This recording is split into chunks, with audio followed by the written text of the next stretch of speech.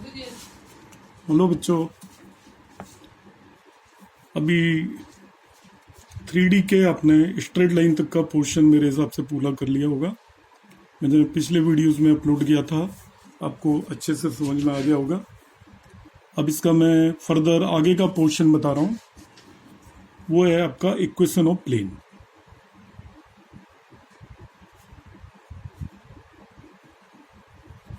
आपका 3D cover करता है क्लास 12th में straight line and equation of plane.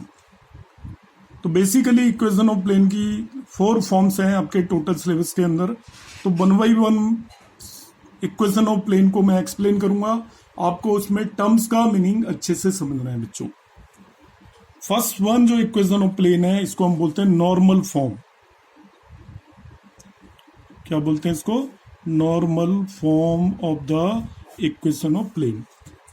तो नॉर्मल फॉर्म में बच्चों क्या क्या दिया होता है? देखिए, 2 चीजें दी हुई होती हैं आपको। A unit vector perpendicular to plane, और इसको बच्चों ईटा कैप से रिप्रेजेंट करते हैं। Unit vector perpendicular to plane given होगा, और दूसरी चीज दी होगी इसकी perpendicular distance from origin. Perpendicular distance from origin, आपको ये 2 चीजें दी होंगी। ओरिजिन से परपेंडिकुलर डिस्टेंस, उसको डी से रिप्रेजेंट करते हैं। मैं आपको मतलब बताता हूं इसका क्या हुआ। ये मैंने कोई भी एक प्लेन ले लिया, ये हमारा ओरिजिन है। ओरिजिन से यदि मैं इस प्लेन पे परपेंडिकुलर ड्रॉ करता हूं, सपोज वो परपेंडिकुलर इस पॉइंट पे आके मीट करता है। ये ओरिजिन है, और जिस पॉइंट पे परपेंडिकुलर आके मीट करता है उसको एम बोल दिया मैंने। तो this one particular distance is given equal to D, और एक आपको इसी प्लेन के परपेंडिकुलर यूनिट वेक्टर दे रखा है, दैट इज ईटा कैप। तो क्या क्या दिया है आपको? इस प्लेन के परपेंडिकुलर यूनिट वेक्टर गिवन है ईटा कैप, और इस प्लेन की ओरिजिन से परपेंडिकुलर डिस्टेंस दी हुई है डी। बच्चों, इस प्लेन की इक्वेशन होगी vector form of the plane, R dot eta cap equal to D. Derivation में अलग से किसी वीडियो में एक्सप्लेन करूंगा। अभी इसके बेसिक कंसेप्ट पे आ जाइए आप, how to solve the questions. तो R dot eta cap equal to D, यहां पे आपको एक चीज का ध्यान रखना है, ये यूनिट वेक्टर ही होना चाहिए। अब क्या क्या चेंजेस होंगे मैं आपको वेक्टर फॉर्म में ही एक्सप्लेन करता हूं। अभी क्वेश्चंस में क्या होगा बच्चों, देखिए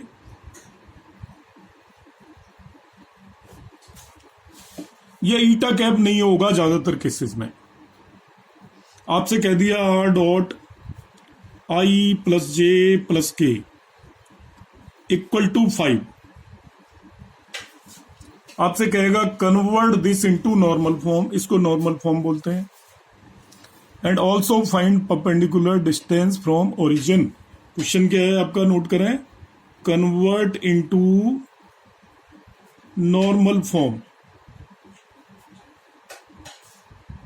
पहला नॉर्मल फॉर्म में कन्वर्ट करवा रहा है, एंड ऑल्सो फाइंड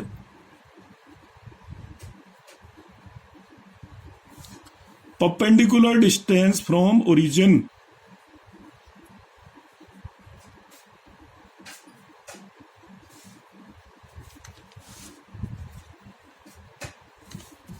आप सोचोगे बिल्कुल ऐसे ही तो दे रखी है फॉर्म। ये दोनों देखने में सेम है, but both are not similar. ये यूनिट वेक्टर नहीं है, आपको इस चीज का ध्यान रखना है। और मोस्ट ऑफ द क्वेश्चन में ये यूनिट वेक्टर नहीं होगा। जब तक ये यूनिट वेक्टर नहीं है, इसको नॉर्मल फॉर्म नहीं कहेंगे। तब नेचुरल क्वेश्चन अराइज होता है कि जब ये नॉर्मल फॉर्म नहीं है तो हम इसे कैसे चेंज करेंगे। तो इट इज वेरी सिंपल बच्चों, क्या करना है, इसके मैग्नीट्यूड से इसको डिवाइड कर दीजिए दोनों तरफ। क्या करेंगे हम, इस वेक्टर का मैग्नीट्यूड ले लेंगे। सो मैग्नीट्यूड निकाला इसका, आई प्लस जे प्लस के का मैग्नीट्यूड कैसे निकालेंगे? It is equal to coefficient of I square plus coefficient of J square plus coefficient of K square under root. तो मैग्नीट्यूड क्या हो गया, √3, √3 हो गया। तो अब √3 से इसको इधर भी और इधर भी, एक तरफ तो डिवाइड कर नहीं सकते, दोनों तरफ करना पड़ेगा। तो देखिए क्या बन गया, ये r.i + j + k divided by √3 equal to 5/√3। ये अब इसकी नॉर्मल फॉर्म ऑफ प्लेन बन गई। अब this is a unit vector perpendicular to plane eta cap, और now you can say this is perpendicular distance from origin. 5/√3 perpendicular distance from origin हो गया। तो आपको कोई भी इक्वेशन वेक्टर फॉर्म में दे रखी हो, आपसे नॉर्मल फॉर्म में कन्वर्ट करने के लिए वो कहे, तो इस पर्टिकुलर वेक्टर के मैग्नीट्यूड से आप डिवाइड कर देंगे दोनों तरफ। जैसे ही ये यूनिट वेक्टर मिला, अब ये यूनिट वेक्टर है, this is called normal form. Right side में जो भी टर्म होगी it will be perpendicular distance from origin होगी। ये मैंने आपसे वेक्टर फॉर्म की बात की। अब वेक्टर फॉर्म से इसको मुझे कार्टेशियन फॉर्म में कन्वर्ट करना है। कार्टेशियन फॉर्म में कन्वर्ट करना बच्चों, देखिए तो कार्टेशियन फॉर्म के लिए हम क्या करेंगे, अब मैं लिख देता हूं यहाँ पे Cartesian form.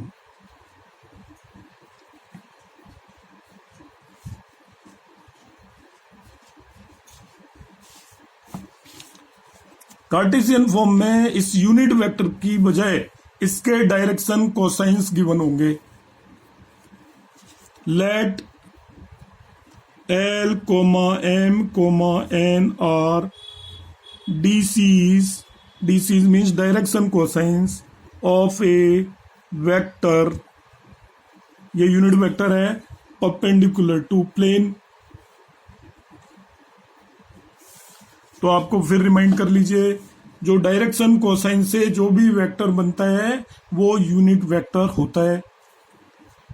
LMN direction cosine किसके हैं, परपेंडिकुलर टू प्लेन के, इसके डायरेक्शन कोसाइन से है। LMN डायरेक्शन कोसाइन दे दिया उसने ईटा कैप देने की बजाय, तो ईटा कैप निकल आएगा 1 मिनट में। आपको पता है डायरेक्शन कोसाइन से जो वेक्टर मिलता है वो यूनिट वेक्टर होता है। तो ये हो गया LI + MJ + NK। यदि LMN डायरेक्शन कोसाइन है of a vector perpendicular to plane, तो ये यूनिट वेक्टर होगा perpendicular to plane eta cap is equal to this.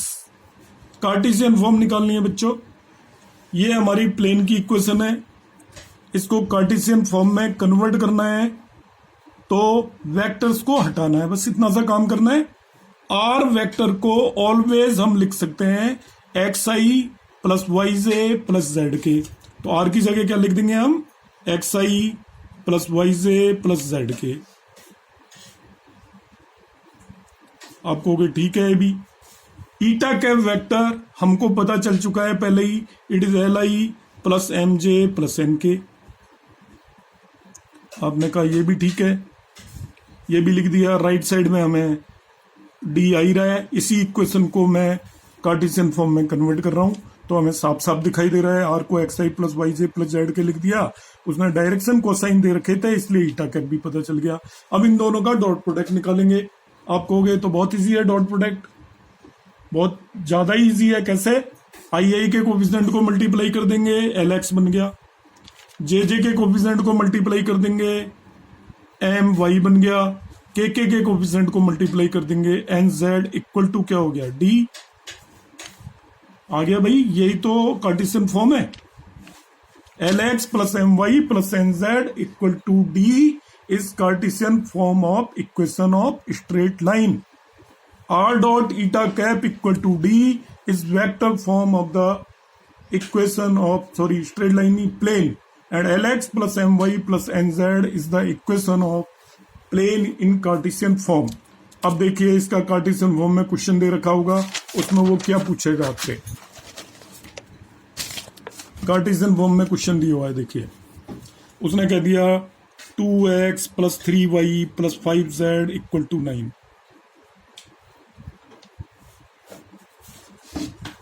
2x + 3y + 5z equal to 9। अब बच्चों इसमें भी कहेगा वो आप इसे नॉर्मल फॉर्म में बदलें। Convert this into normal form convert this into normal form.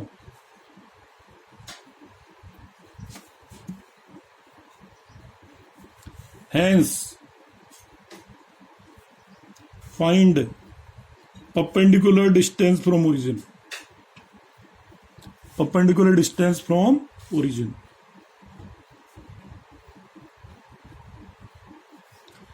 ये आपको क्वेश्चन दे रखा है, इसको कर रहा है नॉर्मल फॉर्म में कन्वर्ट करिए और परपेंडिकुलर डिस्टेंस फ्रॉम ओरिजिन निकालिए। सॉल्यूशन देखिए बच्चों, जैसे पहले बताया था मैंने यूनिट वेक्टर में, कोई भी आपको कार्टेशियन फॉर्म में क्वेश्चन दे रखी हो उसको नॉर्मल फॉर्म में कन्वर्ट करने का सीधा सा तरीका, under root of coefficient of X square plus coefficient of Y square plus coefficient of Z square निकालिए, उससे दोनों तरफ हम इसे डिवाइड कर देंगे। Under root of coefficient of X square plus coefficient of Y square plus coefficient of Z square कितना आया बाय द वे यहाँ पे 4 + 9 + 25 38 हो गया रूट का। So is divided by root 38, it will become 2/√38 x plus 3/√38 y plus 5/√38 z equal to 9/√38। ये इसकी normal form हो गई। आपसे क्या what is perpendicular distance from origin, तो this term is perpendicular distance. ये फॉर्म है Lx plus My plus Nz equal to D। Lx plus My plus Nz equal to D हो जाए तो उसको हम नॉर्मल फॉर्म बोल देते हैं। ये मैंने आपको दूसरी फॉर्म बता दी इक्वेशन ऑफ प्लेन की। तो पहली फॉर्म थी आपकी r dot eta cap equal to D। दूसरी फॉर्म है आपका Lx plus My plus Nz equal to D। हमें ये वाली फॉर्म में कभी भी कोई इक्वेशन नहीं गिवन होती, इस वाली फॉर्म में कभी भी इक्वेशन गिवन नहीं होती। अब इन दोनों को मैं इंटरचेंज करूंगा। देखिए आपको एक प्लेन की इक्वेशन दे दी है r डॉट 2i प्लस जे माइनस के इक्वल टू 5। आपसे वो कह रहा है you convert this into Cartesian form. Cartesian form में चेंज करें and also find perpendicular distance from origin. तो परपेंडिकुलर डिस्टेंस फ्रॉम ओरिजिन तो यहीं की यहीं भी निकल सकता है। तो इसको कार्टेशियन फॉर्म में चेंज करने के लिए हम क्या करेंगे, r को xi plus yj plus z के प्लेस कर देंगे। r को क्या लिखना है, only xi plus yj plus z के dot product with 2i plus j minus k and that is equal to 5। Dot product ले लीजिए, आई के कोफिशिएंट जे के कोफिशिएंट मल्टीप्लाई हो जाएंगे, के कोफिशिएंट मल्टीप्लाई हो जाएंगे, इट इज इक्वल टू 5 आ गया। ये बच्चों कार्टेशियन फॉर्म हो गई। अभी आपसे कहेगा परपेंडिकुलर डिस्टेंस फ्रॉम ओरिजिन और निकालिए। तो परपेंडिकुलर डिस्टेंस फ्रॉम ओरिजिन निकालना मैं ऊपर के क्वेश्चन में आपको इसे नॉर्मल फॉर्म में कन्वर्ट करना सिखा के आया हूँ। क्या करना है आपको, इसको डिवाइड करेंगे by under root of coefficient of X square plus coefficient of Y square plus coefficient of Z square, इससे डिवाइड कर देंगे। ये आपका आएगा √6। तो √6 से इसे डिवाइड करूंगा तो आएगा 2/√6x plus 1/√6y minus 1/√6z equal to 5/√6। इसमें राइट साइड में जो भी आ रहा है this is perpendicular distance from origin. और 2/√6, 1/√6 एंड माइनस 1/√6 डायरेक्शन कोसाइंस हो गए of a line perpendicular to plane.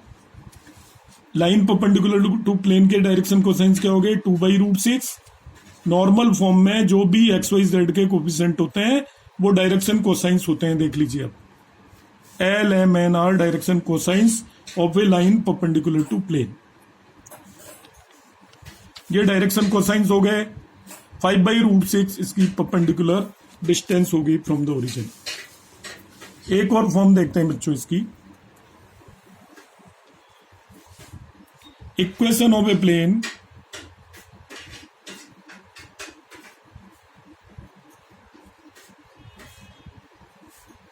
कब? फर्स्ट वन दे रखा है passing through a point, passing through a point.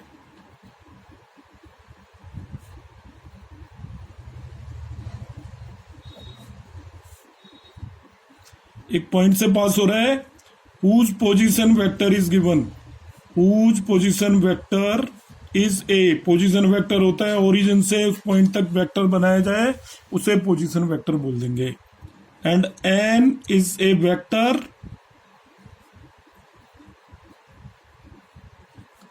Perpendicular to plane, N एक वेक्टर दे दिया perpendicular to plane. Equation of plane है दूसरी, पहली वाली में एक यूनिट वेक्टर दे रखा था परपेंडिकुलर टू प्लेन और ओरिजिन से डिस्टेंस दे रखी थी। इसमें आपको दे रखा है position vector of A point. जैसे मैं ये प्लेन बनाऊं तो प्लेन एक पॉइंट से पास हो रहा है, उसका ओरिजिन से पोजीशन वेक्टर दे रखा है ए वेक्टर, पॉइंट ए से पास हो रहा है, और इस प्लेन के परपेंडिकुलर एक दूसरा वेक्टर दे रखा है एन। इसकी इक्वेशन हो जाएगी r minus A dot N equal to 0। Derivation के लिए मैं अलग एक आपका वीडियो आपको पोस्ट करूंगा बाद में। r minus A dot N equal to 0, तो r minus A dot N equal to 0 किसकी इक्वेशन होगी? It is equation of a plane which is passing through a point whose position vector is a, and what is this n? N is a vector perpendicular to plane, n is a vector perpendicular to plane। आपसे कहते हैं suppose, देखिए इससे related question direct जो करना है आपको, find equation of plane, equation of plane passing through a point I minus 2j plus 3k and perpendicular to vector minus I plus j plus k। कितना आसान है, देखिए वेक्टर इक्वेशन निकालनी है। इस पॉइंट से पास हो रहा है और इस पॉइंट, ये आपका उसके परपेंडिकुलर वेक्टर है। इक्वेशन कितनी इजी है, r माइनस ए क्या हो गया बच्चों? This is A, A is equal to हमने लिख लिया, सॉल्यूशन लिखा है यहाँ पे, ए इक्वल टू आ गया I minus 2j plus 3k। What is N? N is equal to आ जाएगा minus I plus J plus K. A और एन की वैल्यू रख दीजिए सीधा सीधा, R minus A dot N equal to क्या हो जाएगा आपका 0। ए की जगह क्या रख देंगे हम? आई माइनस 2j प्लस 3k रख देंगे, ठीक है। तो यहाँ पे मैं लिखता हूं तो क्या बन जाएगा, r minus A means I will put it as i minus 2j plus 3k लिख दिया मैंने, r माइनस ए हो गया। इसको ध्यान रखना है, इस पर ब्रैकेट लगाना ना भूलें, नहीं तो साइन की मिस्टेक हो जाएगी आपकी आराम से। जब भी ए को पुट कर रहे हैं तो put the bracket equal dot N, इसका डॉट प्रोडक्ट ले देंगे किससे? इस वाले वेक्टर से, minus I plus J plus K and this is equal to 0 is the vector equation of this one particular plane। और मैं देखिए एक क्वेश्चन बताता हूं आपको,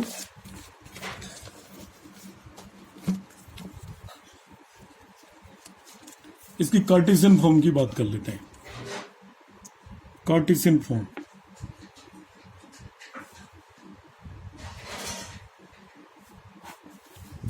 तो हमें पता है कार्टेशियन फॉर्म में बजाय पोजीशन वेक्टर के कोऑर्डिनेट दे रखे होंगे।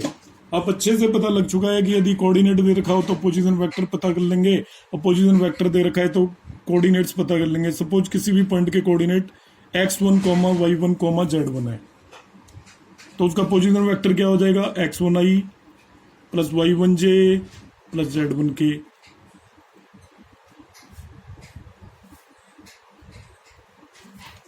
किसी भी पॉइंट के कोऑर्डिनेट x1, y1, z1 है तो उसका पोजीशन वेक्टर ये हो जाएगा। यदि ये पोजीशन वेक्टर है तो ये कोऑर्डिनेट हो जाएंगे। लेट अस से किसी पॉइंट के कोऑर्डिनेट 1, 2, 3 है तो उसका पोजीशन वेक्टर आ जाएगा i plus 2j plus 3k। यदि किसी पॉइंट का ये पोजीशन वेक्टर है तो उसके कोऑर्डिनेट आ जाएंगे 1, 2, 3। तो दोनों चीजों को कोरिलेट करना हमें अच्छे से आता है। यदि कोई पॉइंट दे रखा हो तो we can find the position vector, और पोजीशन वेक्टर दे रखा हो तो पॉइंट पता कर लेंगे। पॉइंट है तो उसमें आई जे के लगा दीजिए, एक्स वाई जेड कोऑर्डिनेट के साथ पोजीशन वेक्टर आ जाएगा, और पोजीशन वेक्टर है तो आई जे के कोएफिशिएंट ले लीजिए, पॉइंट आ जाएगा। तो सपोज आप कार्टेशियन इक्वेशन में ये पॉइंट दे रखा है जिससे लाइन पास हो रही है, और ए बी सी दे रखे हैं D R perpendicular to line, A B C are D R perpendicular to line.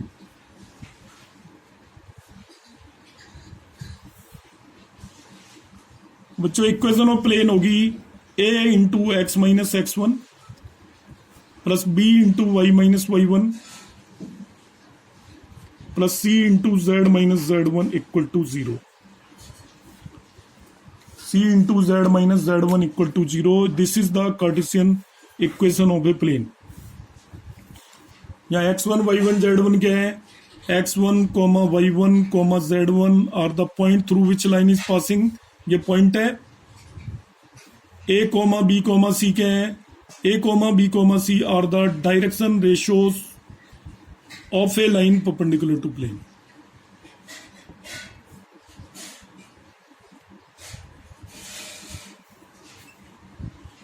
x1, y1, z1 are the direction ratios. Suppose किसी क्वेश्चन में कहते हैं find the equation of plane passing through 1, 2, 3। ये पॉइंट है जिससे पास हो रहा है, and 4, 1 and 2 are the DRs of a line perpendicular to plane.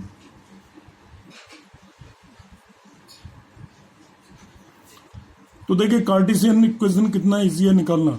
ये आपको x1 है, ये y1 है, ये z1 है, ये a है, ये b है, ये c है। तो कार्टेशियन इक्वेशन हमारी a into X minus X one plus B into Y minus Y one plus C into Z minus Z one equal to zero होता है। तो ये ए बी सी है। a लिखा आपने, x माइनस एक्स वन क्या है आपका 1, ये x1 y1 z1 है, x1 y1 z1 है। ये हमारे ए बी सी है, तो रेस्पेक्टिव वैल्यू पुट कर दीजिए। तो a into X minus X one plus b into Y minus Y one